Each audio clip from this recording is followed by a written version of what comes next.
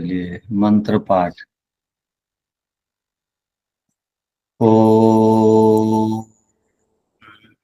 सहना भवतु सहनौ भुनक्तु सह वीर्यं करवावहै तेजस्विनावधीतमस्तु मा विद्विषावहै। ओम शांति शांति शांति।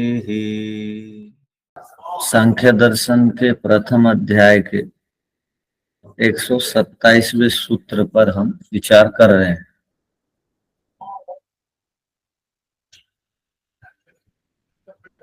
अब सूत्र का अर्थ बताया जाता है। कल समीक्षा सूत्र से संबंधित समीक्षा की जा रही थी, अर्थात दूसरे भाष्यकारों ने इस सूत्र पर क्या भाष्य लिखा है और इसमें क्या दोष है, इस पर हम विचार कर रहे थे। अब सूत्र का अर्थ को बताया जाता है। अधुना सूत्रार्थ उपस्थाप्यते लिखा है। तत्र प्रथमम सूत्रम कारण गुण विषयक। प्रथम सूत्र में कारण के जो गुण हैं उससे संबंधित ये सूत्र है, अर्थात कारण गुण से संबंधित ये सूत्र अब बताया जाएगा। कारण के रूप में मूल प्रकृति को लेंगे हम। यहाँ कारण मूल प्रकृति है, तो मूल प्रकृति को कारण गुण के रूप में हम स्वीकार करते हैं। तो अब वो सूत्र है जिसका सूत्रार्थ को हम लोगों ने तो लिखा है।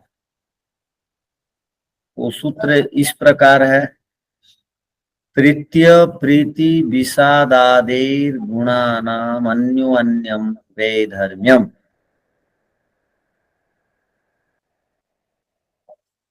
अब उसका भाष्य को देखिए। गुणानाम प्रीति अप्रीति विषाद आद्यैहि सत्व रजस तमसाम गुणानाम कारण रूपाणाम गुणानाम। सत्व रज तम ये गुण है, अर्थात ये गुण का अर्थ यहाँ पर विशेषताएं नहीं है। ये गुण अर्थात एक एक द्रव्य पदार्थ हैं। कारण रूपाणाम गुणानाम ये कारण रूप जो गुण है। केवल गुणानाम ये केवल गुण है, अर्थात मूल प्रकृति के गुण है। केवल गुण का अर्थ है प्रलय अवस्था की स्थिति। केवल गुण का अर्थ हम लेंगे प्रलय अवस्था में ये गुण किस प्रकार थे उसको बता रहे हैं। प्रलय अवस्था में ये केवल गुण के रूप में विद्यमान थे, गुण द्रव्य के रूप में। प्रीति ही, प्रीति किसे कहते हैं? तो यहाँ पर कहते हैं प्रीति ही। यहाँ सूत्र में प्रीति शब्द आया, तो प्रीति का क्या अर्थ है? तो कहा प्रसन्नता, सुख। अप्रीति ही अप्रसन्नता। अप्रीति का क्या अर्थ है? अप्रसन्नता अर्थात दुख। विषादो, विषाद का अर्थ क्या है? तो कहा विषादो मोह, मोह को कहते हैं। आदि शब्द है ना, यहाँ पर आदि शब्द आया है, उसका अर्थ है लघुत्व, चलत्व, गुरुत्वानि लक्ष्यन्ते। आदि शब्द से लघुत्व, चलत्व, गुरुत्व को लेंगे। मनुस्मृति में इस पर विस्तार से बताया गया है। अब आप एक व्यक्ति में कौन कौन से गुण बढ़े हुए हैं इसकी अनुभूति आप इस श्लोक के अर्थ को जान करके कर सकते हैं। अब उस व्यक्ति में कौन सा गुण बढ़ा हुआ है उसको यदि जानना है तो इन तीनों श्लोकों को ध्यान से सुनिए। हमारे में कौन सा गुण बढ़ा हुआ है? और दूसरों में कौन सा गुण बढ़ा हुआ है। इसको जानने के लिए सत्यार्थ प्रकाश में ये श्लोकों को उद्धृत किए हैं महर्षि दयानंद जी नवम समोल्लास में, और यहाँ पर भी भाष्य में भी भाष्यकार ने इनको संग्रह किया है गुणों को जानने के लिए। तत्र यत् प्रीति संयुक्तम, सत्व गुण मन में आने पर व्यक्ति प्रीति संयुक्तम खुश रहता है। जब सत्व गुण आ जाता है मन में, किंचित आत्मनि लक्षेत, यहाँ आत्मा का अर्थ मन में, सत्वगुण रजोगुण तमोगुण मन में रहते हैं, आत्मा में नहीं रहते हैं, क्योंकि आत्मा घटता बढ़ता नहीं है, मन में परिवर्तन है, आत्मा में नहीं है। तो जब मन में सत्वगुण प्रधान हो जाता है, मन सत्वगुण प्रधान है ही,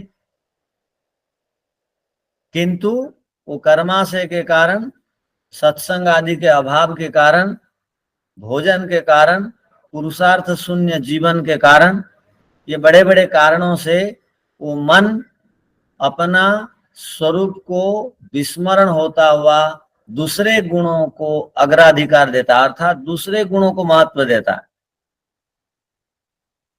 तो जब मन सत्वगुण प्रधान रहता है तब प्रीति संयुक्तम, उस समय वो व्यक्ति खुश रहता है, खुश रहता है अर्थात प्रसन्न रहता है। सत्वगुण बढ़ गया तो प्रसन्नता आ गई। आगे क्या लिखा है देखिए, प्रशांतमी व शुद्धाभम, वह किस प्रकार की अनुभूति करता है, अंदर से वो शांत रहता है। प्रशांत का जो आदमी अंदर से शांत रहता है, अंदर से शांत का अर्थ है उसका मन चंचल नहीं है, उसका मन एकाग्र है, उसका मन किसी पदार्थ में देर तक लग जाता है, उसका मन पढ़ाई में लगता है, उसका मन ध्यान में लगता है, तब वो शांत अंदर से रहता है। प्रशांत का अर्थ विशेष रूप से शांत।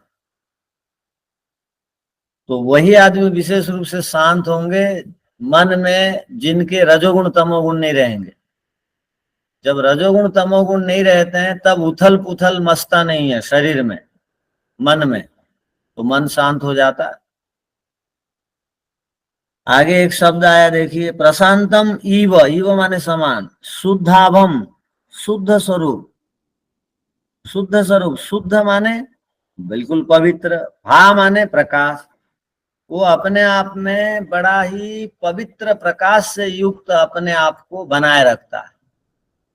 अर्थात जब सत्वगुण प्रधान हो जाता है तो ज्ञान प्रधान गुण भी उसके अंदर आ जाता है, प्रकाश उसके अंदर छा जाता है, जिससे उसको अंधेरा और अज्ञान और विपरीत ज्ञान और अप्रसन्नता और अशांत भाव इसके अंदर नहीं रहते, क्योंकि वो प्रकाश का आवरण आ चुका, वो प्रकाश का जो आवरण था, ढक्कन था रजोगुण तमोगुण, उसको समाप्त कर दिया है शुद्ध आभम से। सत्वम तद उपधारेत, इन सब गुणों से एक आदमी सात्विक बने रहता है। तो एक होती है बाहर की प्रसन्नता, एक होती है अंदर की प्रसन्नता। बाहर से कई आदमी जबरदस्ती हंसते रहते हैं किंतु अंदर वो अशांत रहते हैं। यहाँ पर जो प्रसन्नता की बात आ रही है, अंदर की प्रसन्नता, अंदर से संतोष।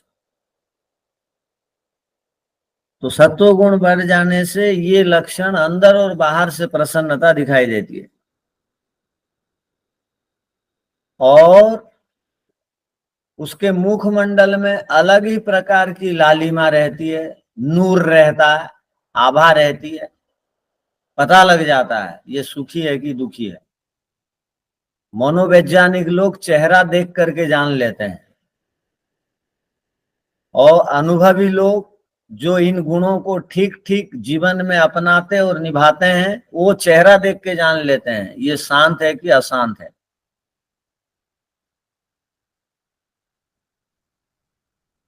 तो शुद्ध आभा की प्रतीति होती है, आभा माने प्रकाश की। तो ये स्थिति कब आती है? अंदर से प्रसन्नता, मुखमंडल में नूर, लालिमा, आभा, ये सत्व गुण के कारण ये सारी चीजें आती हैं अपने अंदर। ये सत्व गुण की पहचान हो गई। अब रजोगुण को देखिए। यत्तु दुख समायुक्तम अप्रीतिकरमात्मनः तद्रजो अप्रतिमं विद्यात् सततम हारिदेहिनाम। अब क्या कह रहे हैं देखिए। जब रजोगुण रहता है, सत्वगुण के विपरीत को रजोगुण कहते हैं, सत्वगुण के विरोधी गुण को रजोगुण कहते हैं।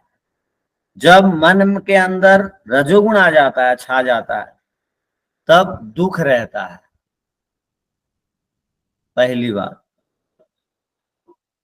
अर्थात वो हर समय दुखी रहता है।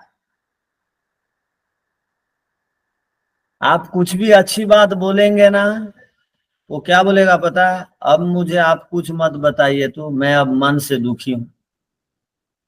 आप लोग बोलते हैं कि नहीं?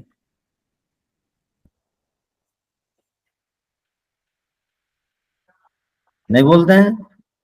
जी कभी कभी होता है, नहीं बोलते बोलते हैं। हैं आचार्य जी, कई बार होता है बोलते ऐसा। हैं, होता है। अच्छी बात अच्छी नहीं लगती। अब जो है ना, मैं थोड़ा बेचैन हूँ, अशांत हूँ, डिप्रेशन में हूँ, दुखी हूँ बोलते हैं। ये जो अशांत, डिप्रेशन, दुखी, भाग दौड़, चंचलता, ये रजोगुण के कारण है। तो दुखम, दुख समायुक्तम अप्रीतिकरम आत्मनः, वो दुखी रहेगा। अप्रीतिकर का अर्थ होता है वह प्रतिकूल मानेगा सबको। तद रजो अप्रतिमम, वह रजोगुण की पहचान है। और अप्रतिमम अर्थात वह और रुक के शांत नहीं रहेगा, रजोगुणी माने शांत ना रहना। विद्या ऐसा जानना चाहिए। सततम हारि देहिना, और हर समय शरीर में गतिविधियां बढ़ती जाएंगी उसकी। वह शांत होकर के बैठेगा ही नहीं। बहुत सारे लोग, अर्थात प्रायः प्रायः दुनिया के लोग ज्ञान पूर्वक शांत होकर के बैठते नहीं है। इसका मतलब सत्व गुण का अभाव है। यदि चुपचाप बैठते हैं तो आलस्यता और प्रमाद और अज्ञान और कुछ नहीं करने की इच्छा के कारण चुपचाप बैठे रहते। वो राग द्वेष से युक्त होकर के ऐसी स्थिति में रहते हैं। किंतु मन से प्रसन्नता और मुखमंडल में प्रसन्नता और शांत होकर के बैठना, कुछ सुनना, कुछ जानना, ये जो स्थिति है, ये आजकल बहुत कम दिखाई देती है।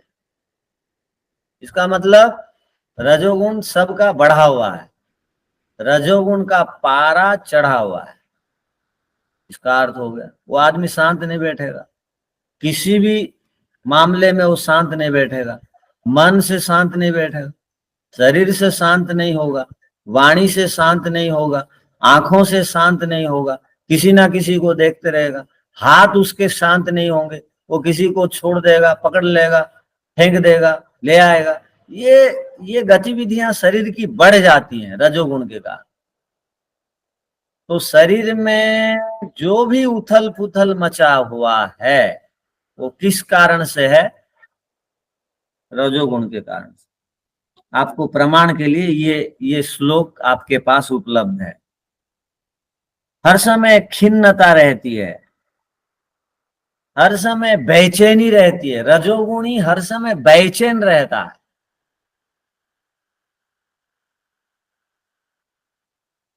तो आपको कौन सा गुण ठीक लग रहा है? सत्वगुण ठीक लग रहा है आप तक या रजोगुण? सत्वगुण सत्वगुण सत्वगुण आते हैं ठीक। जी। आचार्य जी सत्वगुण। ठीक तो सतगुण लग रहा है, पर सतगुण में रहते तो नहीं। हाँ, तो अब तो मैं पूछने वाला था, आप बोल दिए। मैं बोल रहा सत्वगुण आपको ठीक लग रहा है, ठीक है। तो हम कौन से गुण में रहते हैं अभी तुलना कर रहे हैं? हाँ जी आचार्य जी, ज्यादातर रजोगुण का प्रभाव ज्यादा कोशिश रहता कर है रहे हैं। तब। हाँ जी आत्मनिरीक्षण चल रहा है साथ साथ में। ठीक है। हम लोग और क्या करते हैं, रजोगुण आ जाने से ऐसे ऐसे काम कर देना चाहते हैं, अपनी गतिविधि शारीरिक मानसिक बढ़ा देते हैं कि सुखी हो जाएंगे, किंतु दुख के ऊपर दुख, दुख के ऊपर दुख, दुख के ऊपर आता है। आप देखेंगे कई बार आदमी वो कर लेता हूँ, ये कर लेता हूँ, विचार करता है, ये पढ़ लेता हूँ, वो पढ़ लेता हूँ, कोई भी उसकी पढ़ाई नहीं होती है। ये कर देता हूँ, वो कर देता हूँ, किसी में उसकी सफलता नहीं मिलती है, वो रजोगुण के कारण। एक साधे सब साधे, सब साधे सब जाए। यदि एक को साधेंगे तो सब सद जाएगा, यदि सबको साधने के लिए प्रयत्न करेंगे तो कुछ हाथ में नहीं आएगा। पहाड़ को खोदेंगे और चूहा मिलेगा हाथ में। तो कहने का अभिप्राय कि हम वो रजोगुण के कारण ही निर्णय को बदलते रहते हैं, गतिविधियां बढ़ जाती हैं शरीर की और मन की, बस गतिविधियां बढ़ गई तो जान लीजिए रजोगुण है। अब आगे देखिए, यत्तु स्यान्मोह संयुक्तम अव्यक्तम विषयात्मकम अप्रतर्क्यम अविज्ञेयम तमसः तद उपधारये। यत्तु, अब तमोगुण बढ़ने पर मोह से युक्त आदमी हो जाता है, मोह संयुक्तम, मोह से युक्त हो जाता है। तो आपको बताया गया था मोह का अर्थ, कुछ लोग इसका धन में मोह है, पुत्र में मोह है कहते हैं, वो मोह राग अर्थ में लेना है। यहां मोह का अर्थ है संज्ञाहीन अवस्था, अनुभूति का अभाव। सत्वगुण रजोगुण में मैं अनुभव कर पाता हूं क्या कर रहा हूं, किंतु मोह में जब आदमी ग्रसित हो जाता है तमोगुण में, वो ठीक क्या गलत क्या इसका बोध उसको नहीं रहता है, वो टाइम पास करता है। तो दुनिया में लोग टाइम पास कर रहे हैं, केवल उद्देश्य से भटके हुए हैं, अपना समय को इसमें उसमें लगा करके खपा रहे हैं। तो अनुभूति नहीं रहती है, असंज्ञा की अवस्था को कहते हैं। जैसे हम लोग मूर्छित रहते हैं रोगी हो जाने से, वैसे आदमी जागा हुआ मूर्छित है ये, अर्थात बोध नहीं है जीवन का उद्देश्य क्या है, उसको पता ही नहीं। तो जिस किसी को भी इस जीवन में जीवन का उद्देश्य क्या है पता नहीं है, वो तमोगुणी है।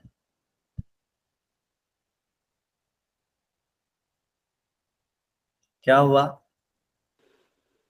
जी, बात तो स्पष्ट हो गई आपकी कि तमोगुणी व्यक्ति में अज्ञानता का अभाव रहता है, उनका मुख्य उद्देश्य उनको नहीं पता होता है। लेकिन ये पूरे जीवन में हम देखते हैं इतने सारे जनसंख्या गण है, तो ये बातें तो हमें जब से हम पढ़ रहे हैं तब ये समझ में आई है। लेकिन जो बाकी के लोग हैं वो भी तो सत्व में रहते ही है, शांत अवस्था में रहते ही है, लेकिन उनको ये नहीं पता है कि हमारा जीवन का मूल उद्देश्य क्या है, हमारे शास्त्र कौन से हैं, वेद क्या कह रहे हैं। आधे जन को तो पता ही नहीं है कि वेद क्या है। तो इसको हम कौन से गुणों में फिर हम इसका आपको बता विभाजन करें? आपको बता दिया गया, शांत दो स्थितियों में व्यक्ति रहता है, एक तमोगुण के कारण, एक सत्वगुण के कारण। तो सत्वगुण के कारण यदि शांत रहेगा तो मन और बुद्धि और प्रसन्न। शरीर से ज्ञान पूर्वक शांत रहेगा, उस समय राग द्वेष उसके नहीं उभरेंगे। अब तमोगुण के कारण शांत रहेगा एक आदमी, वो आलसी प्रमादी होगा, उसमें उसमें राग द्वेष उभरते रहेंगे।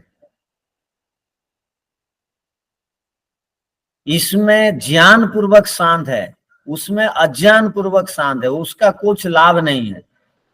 और ज्ञान पूर्वक शांत रहेंगे तो लाभ ही लाभ है, स्थित प्रज्ञा की स्थिति है, ब्रह्म भाव की स्थिति है, एकाग्रता की स्थिति है।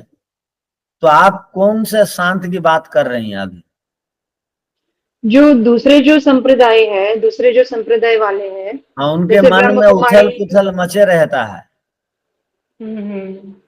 जो वास्तविक ज्ञान से अपरिचित है वो मन से उथल पुथल मचेगा, उसको बाहर से शांत है, किंतु कब समय खत्म होगा, अकेला में जाके क्या कर दूंगा सोचेगा वो। इसलिए सब बड़े बड़े जो वेद से संबंधित नहीं है पकड़ में आ जाते हैं कुछ दिनों के बाद। तो कहने का अभिप्राय है कि सत्वगुण और रजोगुण तमोगुण में यही भेद है, वो अव्यक्त रहेगा और क्रियाओं को व्यक्त नहीं करेगा तमोगुणी, और विषय में युक्त रहेगा, और अप्रतर्क्यम, वो तर्क वितर्क नहीं करेगा। कुछ लोग बहुत तर्क वितर्क करते हैं, माने बिना मतलब तर्क वितर्क करते हैं कुछ लोग ज्ञान के अभाव में। और तमोगुणी सत्य क्या है असत्य क्या है इस पर भी वो तर्क वितर्क कुछ नहीं करेगा। अप्रतर्क्यम की स्थिति आ जाएगी, वो ठीक क्या गलत क्या कुछ भी उसके ऊहा उसके अंदर आएगी नहीं। तमह तद उपधारेत, उसको तमोगुणी जानना चाहिए।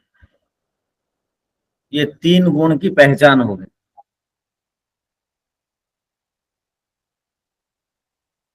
अब आगे देखिए, एतई ये प्रीत्यादिभीर धर्मई, ये प्रीत्यादि धर्मों से, अतो अन्यम वेधर्म्यम, ये परस्पर प्रीति अप्रीति और विषाद विपरीत गुण वाले हैं। अब आप लोग सुन रहे थे, अन्यो अन्यम परस्परम वेधर्म्यम, ये एक दूसरे से विधर्म वाले हैं, विरुद्ध धर्म वाले हैं। और इन तीनों में भिन्नता मस्ती, भिन्नता है।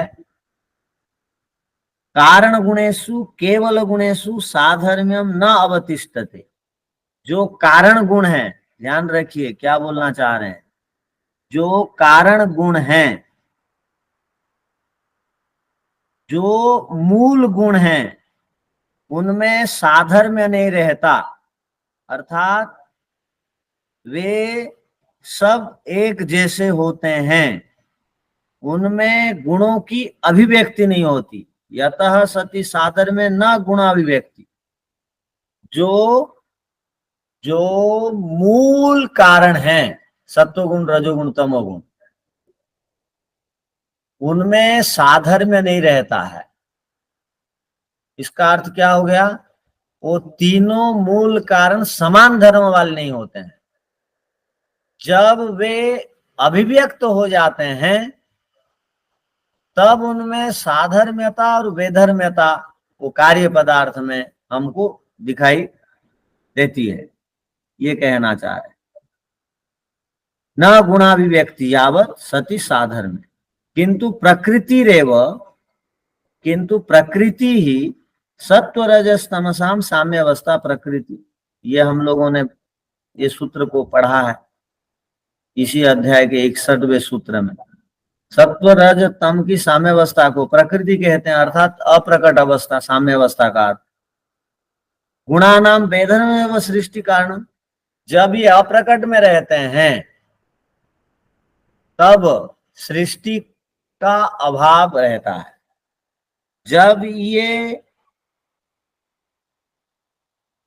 गुण कार्य पदार्थ के रूप में बदल जाते हैं तब वो सृष्टि दिखाई देती है। तो साम्य वेधर्म्याभ्याम कार्य द्वयम, साधर्म्य और वेधर्म्य के कारण 2 कार्य दिखाई देते हैं, अर्थात साम्य वैषम्य के कारण 2 प्रकार के हम कार्य पदार्थों को देखते हैं। अर्थात 2 प्रकार के कार्य पदार्थ का अर्थ क्या हो गया, एक दो प्रकार की सृष्टि होती है, एक भूतात्मक, एक दिखाई देने वाली और एक नहीं दिखाई देने वाली। तो कार्य दो प्रकार के होते हैं, एक साम्य और वैषम्य। दो प्रकार की सृष्टि है, आगे हम पढ़ेंगे। एक भूतात्मक सृष्टि, एक इंद्रियात्मक सृष्टि, ये दो प्रकार के कार्य पदार्थ है।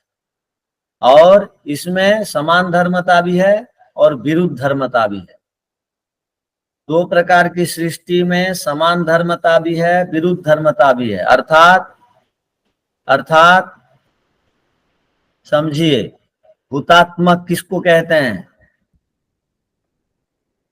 भूतात्मक कहते हैं, भूतात्मक सृष्टि का अर्थ हो गया 5 तन्मात्राएं और उनसे बने हुए 5 महाभूत। ये भूतात्मक सृष्टि, ये दिखाई देते हैं, ये दिखाई देने वाली सृष्टि है। और एक नहीं दिखाई देने वाली सृष्टि है, वो इंद्रियात्मक है। वो मन और इंद्रिय, ज्ञानेन्द्रिय, कर्मेंद्रिय और महतत्व, अहंकार, ये सब नहीं दिखाई देने वाली सृष्टि के अंतर्गत आते हैं, ये इंद्रियात्मक हैं। और ये दोनों कार्य पदार्थ में साम्यता और विषमता है, साधर्म्य और वैधर्म्य है, दोनों है या नहीं? साधर्म्य वैधर्म्य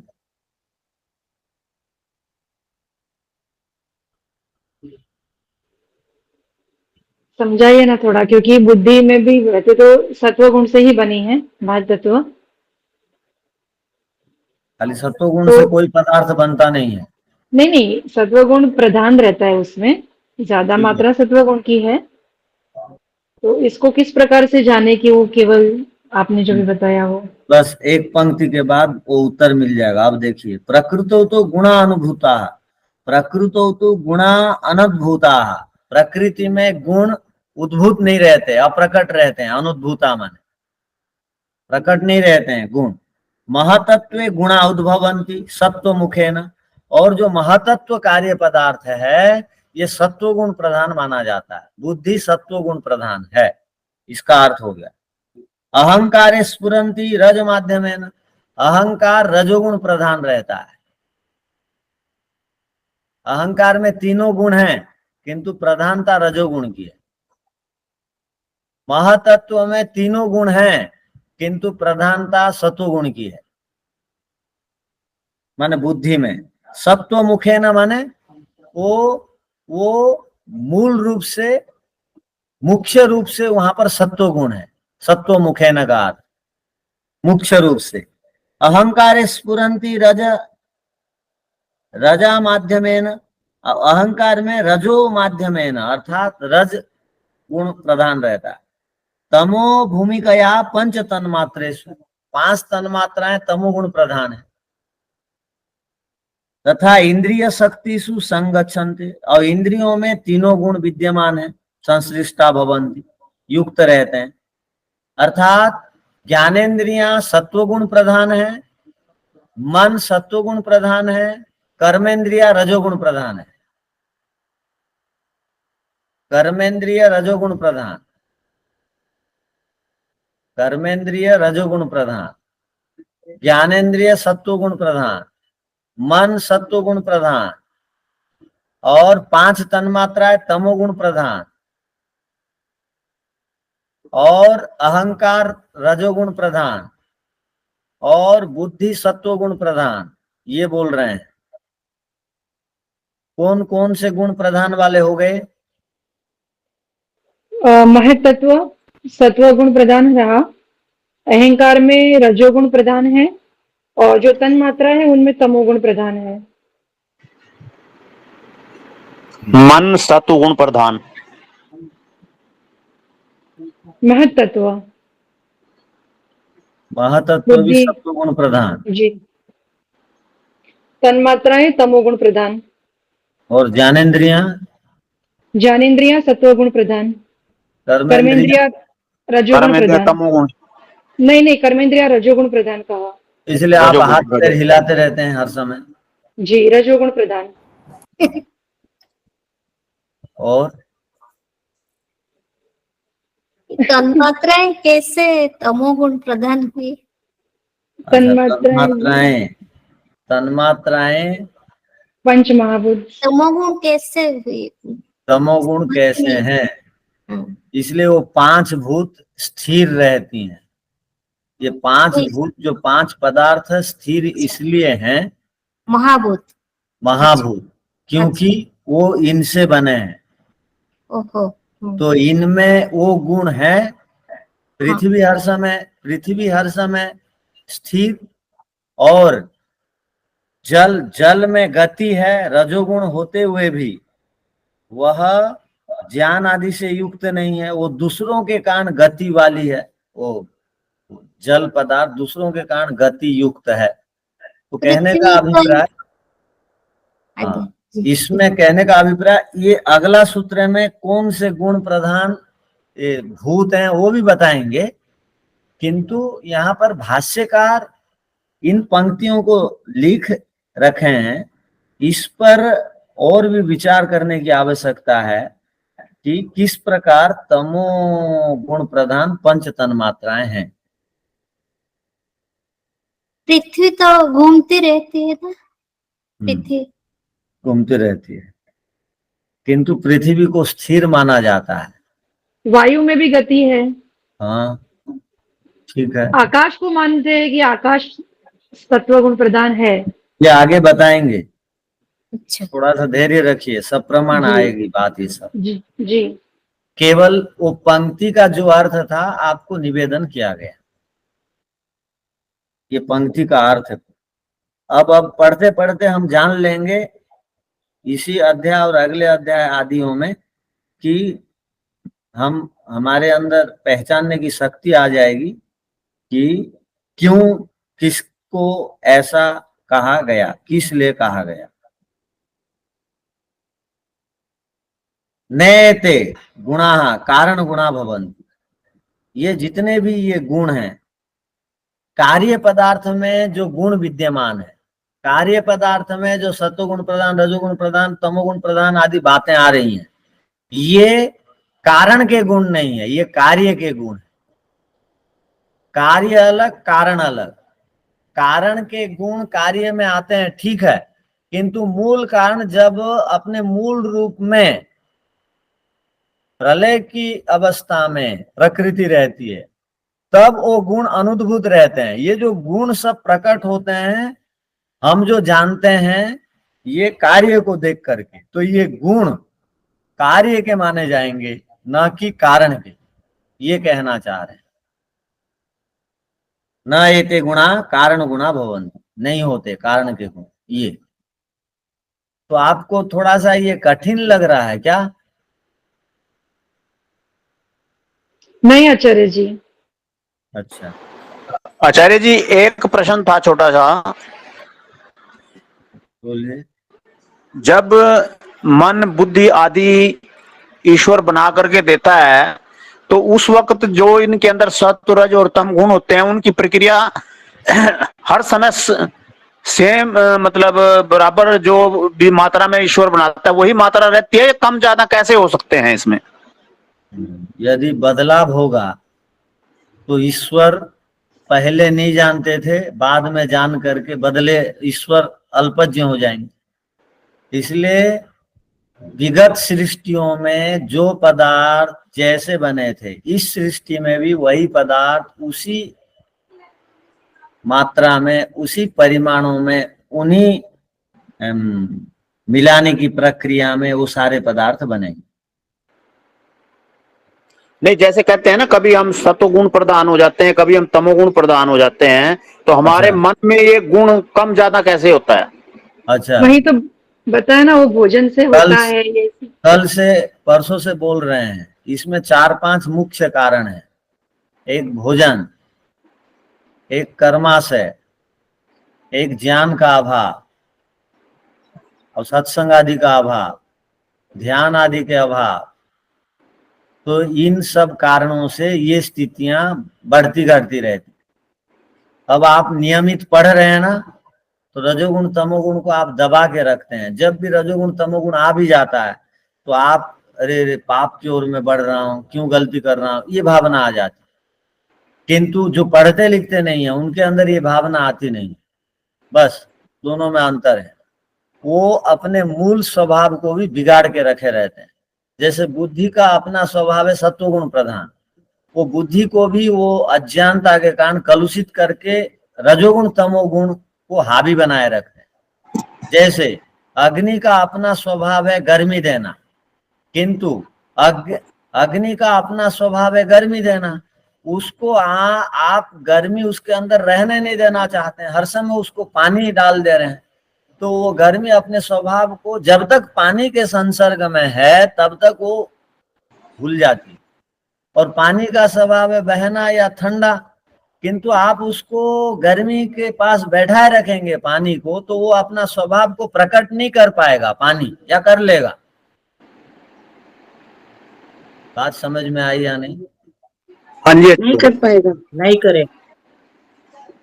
पानी का अपना स्वभाव है ठंडक देना, और वो पानी को आप 24 घंटा आप क्या कर रहे हैं, वो अग्नि के संसर्ग में रख रहे हैं, तो पानी अपना स्वभाव को प्रकट करेगा ही नहीं, उसका अपना गुण को वो अप्रकट रखेगा, दूसरों कारण है उसे। वैसे ही हम अपने स्वभाव जो है उसको इसलिए विस्मरण कर लेते हैं, हम अपने आप को नहीं पहचानते हैं, अज्ञानता के कारण, अविवेक के कारण।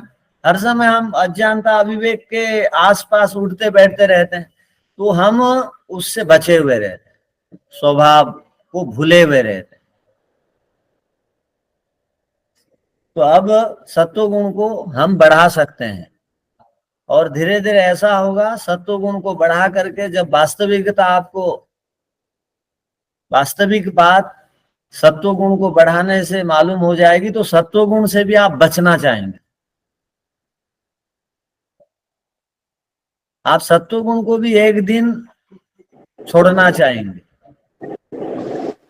क्योंकि ये जब तक ये गुण है तब तक प्रकृति से हम छूटेंगे नहीं, मन को प्रलय नहीं कर सकेंगे, तो गुणातीत की स्थिति आएगी हमारे पास। इसी को गुण वृत्ति विरोध भी कहेंगे ना, वो आपस में गुण जो विरोध में रहते हैं। गुण वृत्ति विरोध का अर्थ होता है गुण आपस में विरोधी हैं जी, वो अर्थ नहीं है।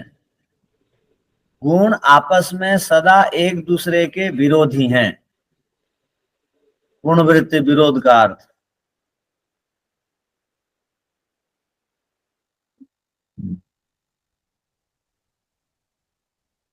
अब अगला देखिए, अथ कार्य गुण विषयकम सूत्रम, बड़ा सूत्र है, डरिए मत, किंतु इसमें बड़ी बड़ी अच्छी अच्छी बातें हैं। कार्य गुण विषयक सूत्र है ये, कार्य पदार्थों को बता रहा है। लघवादि धर्म है साधर्म बेधर्म जो गुणवताम। अब गुणा नाम शब्द गलती से लिखा गया है बोल के पिछले उस सूत्र में हमने पढ़ा था, तो यहाँ गुणवताम लिख दिया गया सूत्र में, अर्थात गुण स्वरूपा है प्रकृति, गुण वाली नहीं है गुणवता। हाँ, तो अब देखिए सूत्र का भाष्य में भाष्यकार क्या लिखते हैं, गुणवताम लघवादि धर्मे साधर्मम बेधर्मम च गुणवताम सत्व रज तम स्वताम भूतात्मकानाम इंद्रियात्मकानाम कार्याणाम। अर्थात कार्य पदार्थ दो प्रकार के हैं, एक भूतात्मकम एक इंद्रियात्मकम, जो दो प्रकार की सृष्टि के विषय में आपको बता रहे थे। एक सृष्टि को भूतात्मक कहते हैं, एक सृष्टि को इंद्रियात्मक कहते हैं। तो कौन सी सृष्टि दिखाई देती है? भूतात्मक वाली दिखाई देती है, पंच महाभूत से। पंच महाभूत से बने हुए कार्य पदार्थ दिखाई देते हैं। मूल पंच महाभूत की तो अनुभूति होती है समाधि के द्वारा, सब समाधि में तो सब दिखाई देते हैं, किंतु यहाँ मूल रूप से वो स्थूल रूप से बातें बताई जा रही। तो दो प्रकार की सृष्टि हो गई, पूरी सृष्टि दो प्रकार की है। और हम जो सृष्टि वाले हैं, ये शरीर भूतात्मक है या इंद्रियात्मक है? भूतात्मक बोलेंगे ना? हाँ, भूतात्मक ही बोलेंगे। तो आप संशय क्यों कर रहे हैं, इंद्रियात्मक क्यों बोलते हैं? शरीर को तो बनाने में ईश्वर ने 5 भूतों में से कौन सा भूत को अधिक प्रयोग में लाया? पृथ्वी। पृथ्वी पृथ्वी। ठीक है। इसलिए कोई चला जाता है तो क्या बोलते हैं? पार्थिव शरीर। कोई चला जाता है, जला दिया जाता है तो क्या बोलते हैं उसके बाद? पंच तत्व में पंचभूत में विलीन। लीन हो गया। तो रोजाना अपनी स्थिति को स्वयं उठ करके जांच पड़ताल कर दिया करिए, मैं पंच तत्व में विलीन होने वाला हूं, मैं आत्मा नहीं, मेरा आत्मा का घर एक दिन टूट जाएगा, ये कर्म के अनुसार मिला हुआ है, ऐसा ही नहीं रहेगा। तो वैराग्य होगा उसके बाद। तो ये कार्याणाम कार्य पदार्थ हो गए। उक्तम ही तेषाम गुणवत्वम, उसको बताने के लिए योग शास्त्र में एक सूत्र है, आपने उसको पढ़ा हुआ है, प्रकाश क्रिया स्थितिशीलम भूतेन्द्रियात्मकम भोग अपवर्गार्थम दृश्यम, ये दोनों को मिला करके एक नाम से बोला जाता है दृश्य। उभयात्मकम दृश्यम, ध्यान रखिए, ये दोनों को मिला करके दृश्य कह दिया जाता है योग की भाषा में। दोनों का अर्थ दोनों कार्य पदार्थ, दोनों प्रकार की सृष्टि को एक पारिभाषिक नाम से बोला जाता है, वो है दृश्यम। दृश्यम का अर्थ है इंद्रियात्मक जगत, दृश्यम का अर्थ है भूतात्मक जगत। और ये संसार क्या के लिए है? ये जो दृश्य क्या के लिए है? तो यहां कह दिया भोग के लिए है। भोग का अर्थ होता है पिछले जन्मों के कर्म के फलों को प्राप्त करने के लिए, और नए कर्मों को संग्रह करने को भोग कहते हैं। पिछले जन्मों के जो फल हमने बिना भोगे रखा हुआ है, संचित हमारे पास है, उसको भोग देने के लिए आए हैं। इसलिए भोग का अर्थ होता है सुख दुख। यहाँ यदि सुख दुख मिलता है, उससे विचलित और उससे अति उत्साहित होने की आवश्यकता नहीं है। यहाँ जो सुख दुख मिल रहा है हमको, उससे हमको विचलित नहीं होना चाहिए, संघर्ष करके मुकाबला करना चाहिए। सुख मिला तो अभिमान को नहीं लाएंगे, इसी को कहते हैं समत्व की स्थिति। आप गीता में पढ़े हैं, समत्वम योग उच्यते, योग कहते हैं समता में रहने को। सुख दुख दोनों आ गए और सुख बहुत आ गया तो भी हमको विचलित नहीं होना है, अभिमान नहीं दिखाना है, मैं दूसरों से अलग हूं ऐसा नहीं मानना है, तब योगी बनेंगे। और दुख आ गया तो भी घबराना नहीं है, संसार है, दुख मिलेगा। आप कहीं चल के जा रहे हैं, आप कहीं चल के जा रहे हैं और आपके पैर में कांटा चुभ गया, घुस गया, तो आप क्या बोलते हैं पता है? समत्व की भावना वहां पर छोड़ देते हैं। आप क्या बोलते हैं? ये बेकार लोग हैं, रास्ता को साफ नहीं रखते हैं, कौन है कांटा बिछा दिया, ये कोई बात है क्या? ये सब हम मन मन में सोचना शुरू कर देते हैं। वो आदमी योगी नहीं है। तो वो क्या करेगा? वो कांटा चुभ गया बेचारे का, कोई बात नहीं, वो चुपचाप बैठेगा और निकाल लेगा, बोलेगा ये तो दुनिया है। बहुत क्वालिटी वाले लोग हैं दुनिया में, बहुत प्रकार के लोग हैं, अज्ञानी लोग हैं, उनको पता ही नहीं है कांटा कहाँ डालना चाहिए, खदगड्ढा में डालना चाहिए या रास्ता में, उनको पता ही नहीं है। कई बार कांच डाल देते हैं रास्ते में। वो आए दिनों गुरुकुल, वो सड़क से गुरुकुल आधा किलोमीटर अंदर है, वो सड़क से आधा किलोमीटर में आके लोग, कोई जो है पिछले कुछ दिन पहले कोई शराब आदि पी करके वो रास्ते में ही डाल दिए कांच वगैरह, तो उससे हम दुखी हो जाएंगे, हम नाराज होंगे, अपना स्वास्थ्य खराब करेंगे, ये ठीक बात नहीं। जब ये बात मालूम हो जाती है तब साफ सफाई करके अपने आप को ठीक रखना चाहिए, लोगों को समझा देना चाहिए। तो समता का अर्थ यही है। अब आपको भोजन में उतार चढ़ाव भोजन मिल जाता है घर में, घर में जिसको पकाने के लिए आप रखें या हैं कोई पाचिका पाचक के रूप में, यदि आपकी जैसी इच्छा थी वैसा भोजन नहीं बना तो आप नाराज हो जाते हैं। तो समता नहीं है। तो ये सब समत्वम, समता की स्थिति बनाए रखने की आवश्यकता है। ये देखिए, ये छोटी छोटी आपको लग रही होंगी ये बात छोटी है, किंतु इसको पूरा एक जीवन लग जाता है इसको निभाने के लिए। अब आप बिल्कुल 100 साल देंगे तब समता की स्थिति आएगी, और जब समता की स्थिति आएगी तब मन एकाग्र होगा। तो यही सृष्टि है, इसमें बहुत विचित्रताएं हैं, बहुत उतार चढ़ाव है, बहुत समस्या आएंगी, आपको संघर्ष करना पड़ेगा।